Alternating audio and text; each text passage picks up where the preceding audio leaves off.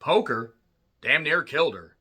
On Swift Horses is based on a novel by Shannon Pufall. This adaptation was done by Bryce Cass, and this was directed by Daniel Minahan, who's done shows like The L Word that certainly had a lot of twists and goddamn turns throughout its 6 seasons. I really don't know what the fuck they were thinking with the last couple seasons. Because, man, they just killed off some goddamn characters. They had some great guest stars. They had a lot of the lesbian sex, hence the title. But really, it was about these characters. And actually, it was well built, at least for a while. But then it got weird. Then it got strange. Not Twin Peaks weird. Not brilliant. I have absolutely no idea what's going on. But don't worry, Daniel did other shows, such as Deadwood, True Blood, and Game of Thrones. So, this is set in the 1950s. It's set partly in California, with some stops in Vegas, and also a bit of Tijuana. At least labeled as Tijuana.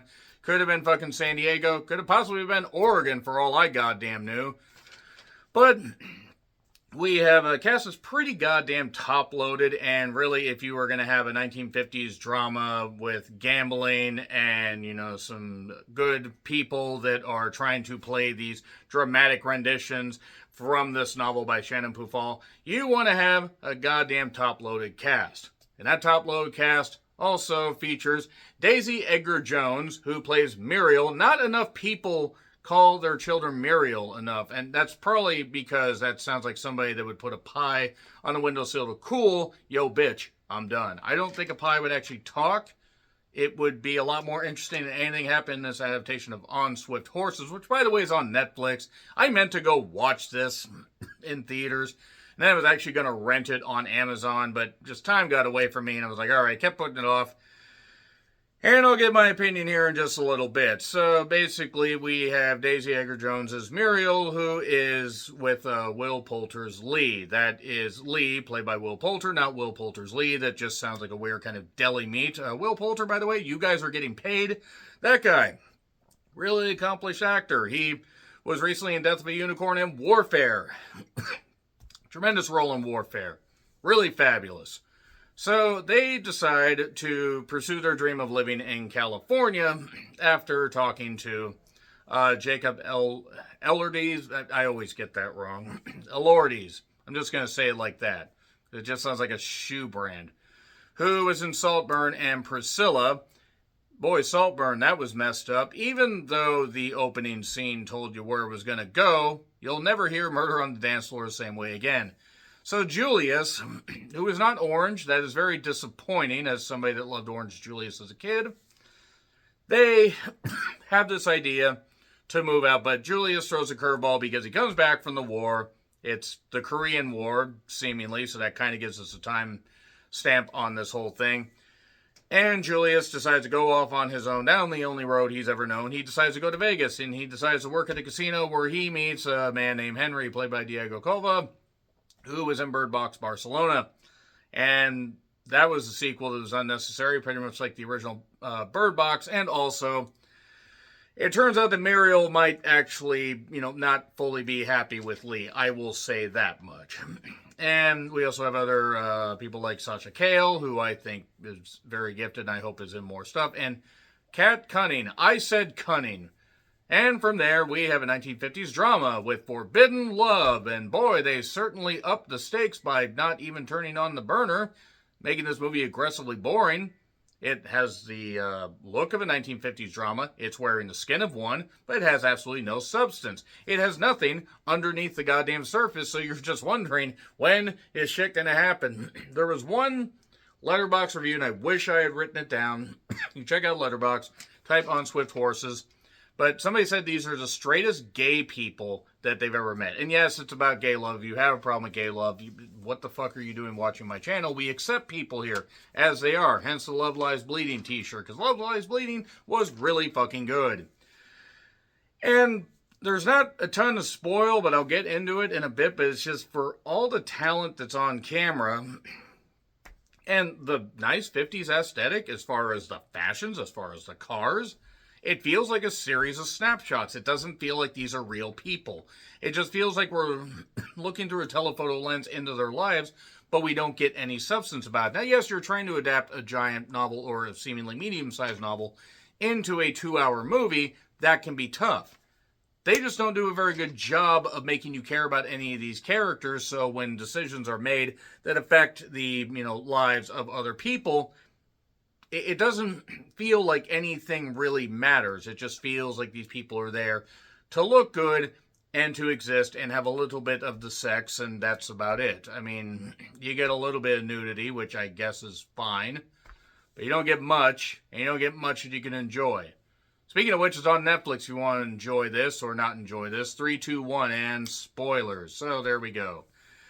Opening credits of Mr. Blue playing Not Miss Blue by Filter, as hilarious as that would have been. And we have, where Julius is arriving in Kansas. That is where Muriel is living along with Lee at Muriel's mother's house. That's hard to say. And, yeah, Kansas in the 1950s, or Kansas now, apparently. I've never been to Kansas. And Julius arrives, former Navy. He tries to teach her how to count cards. And, see, the thing about poker is cards aren't just cards. This right here, basically it's, it's a ticket. It's a ticket to go somewhere. It's a ticket to do stuff. So, Lee and Julius are brothers. I actually wasn't sure if they were brothers for sure. If they were just brothers from other mothers. But they're going to go to Cali and get a house. But then Julius decides to go off to Vegas, because why not? So it turns out Julius is trying to find himself. Julius is gay, by the way. Gay, or at least bi. I mean, probably gay, I'm guessing, just because of the lengths he goes to for one particular thing. And Muriel decides to do horse betting because they need money. And she learns horse betting from the guys that are at her diner that she works at, where she's able to bet on something and earn copious amounts of cash. And also meet Kat Cunning, who, my God, she is stunning. Very, very stunning in this. And essentially, it's hard for Julius basically to be accepted. It's like, yes, obviously women that want to sleep with other women probably aren't as accepted, but it's that element of can I watch that some creeps have, like the cucks and stuff like that. But then when you got guys like Julius, when you're a gay man in the 1950s, probably even harder for that. Rampant homophobia, briefly, in this diner scene as well. Talking about the Chester Club. And during a chance meeting with the guy, Julius realizes that he needs to find a job. He can't just get beat up and be a little male prostituta. I'm just going to try and make my adding right there, see if I can avoid, any cop or any, slamming or banning. And while trying to buy some olives, she meets Sasha Cale. Now, to be fair, Sasha Cale is a very attractive woman. It would be very hard to resist her, especially if you were into that sort of thing, which Muriel apparently is.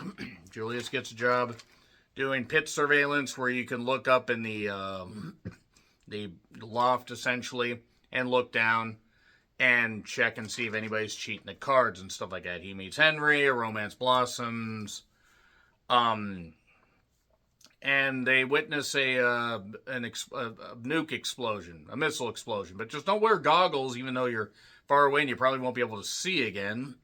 Still, at least this is better than fucking Oppenheimer. Well, okay, that's unfair. Oppenheimer actually was well made, featured Florence Pugh, and Cillian Murphy probably should stop doing shit to himself just to get a proper role. Doesn't need to starve himself. That being said, Muriel meets Gail, Kat Cunning, who, Jesus, I mean, with respect, beautiful woman. And she's married to somebody, or dating somebody, seemingly an older guy. And she frequents this Chester Club. And after Henry and Julius are together for a while, this kind of stuff, Henry suggests, hey, we could build something. We could rip off this casino, and we could find a way to do it. Even though Julius says we got a good thing going here, he's like, why build this, why do a house in San Diego when you could build a palace in Tijuana? Well, while that's going on, we bounce back to the Chester bar, and Muriel runs into Gail, but then really finds Sandra to be the type of woman she wants to be with. Sandra's trying to get signatures so her house doesn't get demolished because it's going to be an eminent domain thing, shrieking Vergania noises. And Henry and Julius, they're gonna do this. Doesn't go so well for Henry, shall we say. Henry gets the shit beat out of him a little bit later. While Muriel is basically pretending to take on extra shifts, but actually she's earned so much money. She earned like 12 grand from like one horse bet, like horse bet, so she's doing pretty well there. And she's got some money stored around the goddamn house. That was a lot of money back now. 12 grand, by the way, I think would be close to 100 grand from 1950 or 1952. Something like that. 12 grand, be around that. Maybe not 100 grand, but it would be close. It would be like 90. So, Muriel starts betting. Cold turkey, that's it. And then she almost gets in bed with Cat Cunning. I wish we could have seen that scene, but we can't see that. However, she meets Sandra at her place, is a bit drunk, ends up basically getting a little bit of the uncaling, shall we say, har har. And a romance blossoms from there. The thing is, none of this romance, none of this like forbidden love stuff really feels forbidden. Brokeback Mountain did it so much better. I might even say it's a perfect movie. That's really not.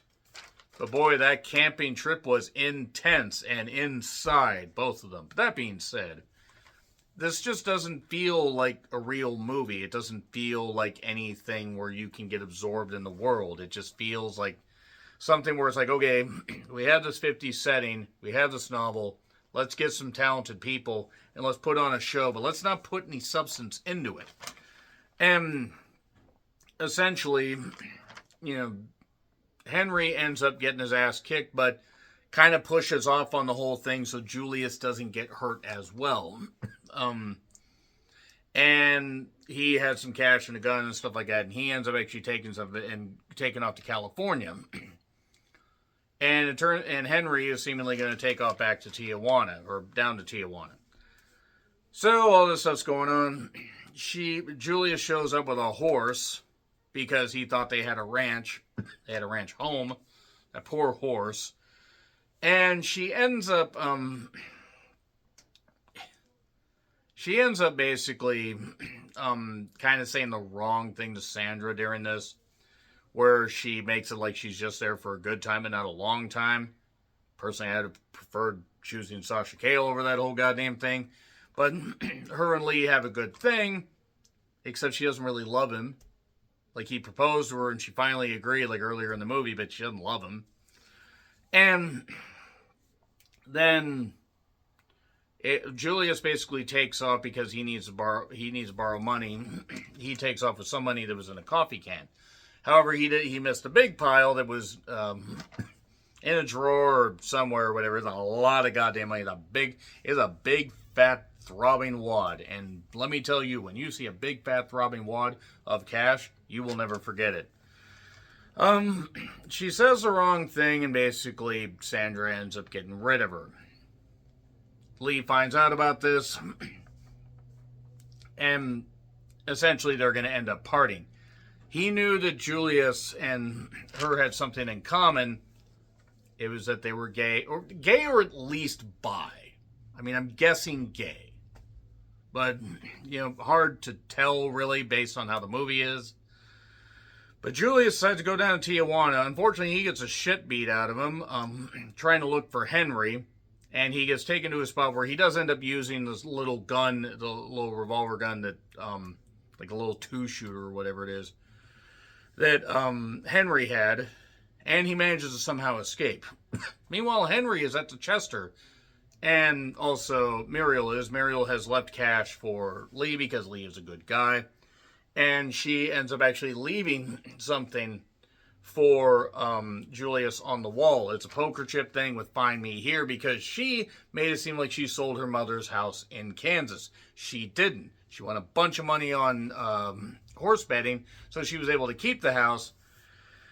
And then, I assume she took some cash back with her. She'd be stupid not to, but she left enough cash for Lee and then went back home. And, the horse showed back up after Julius got back to the house, but the house was abandoned, and he took off on the horse. And after finding the stuff at the Chester bar, and Henry not being there, Henry, whatever, it's fine. And then he's riding the horse down, and it's Christmas, and he's seemingly going to get there, and we got narrations or like letters from them to each other in their voices, and they sound like they were in a fucking soma coma while saying it. Yeah, on Swift Horses just wasn't very good. It's not that it doesn't make sense, it's just the narrative is just so bland. So that being said, that's all I gotta say. Let me know your thoughts in the comments. So F, by the way, F, it's not that good. It's kind of like on the line of Honey Don't, except I think Honey Don't was just a little bit better than this. But check out my letterbox if you want to see more stuff like this. But agree, disagree with what I said. Like, share, subscribe, Twitter, Letterboxd, Blue Sky handles in the description. I'm John Retlin, and until we bet on horses again, don't do it except in moderation, kids. Happy trails to you.